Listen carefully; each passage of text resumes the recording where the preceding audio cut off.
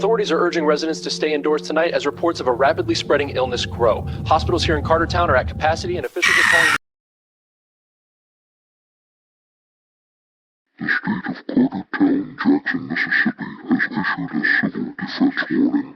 This is not a test. At 1 a.m. CST, IT has been detected that the K1rt3r virus has begun. If you are aware you have the virus, call 911.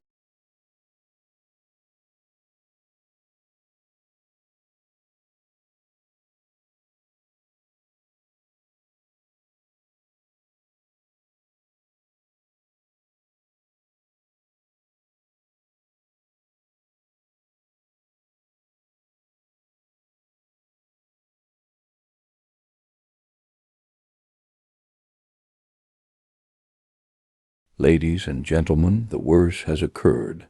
Cartertown has fallen. You will nitrogen monoxide. Longer rely on the government of KT for your help. Jackson, Mississippi has bordered up Cartertown. To the people who moved here and has been a part of Cartertown, thank you, and we will see you in the afterlife.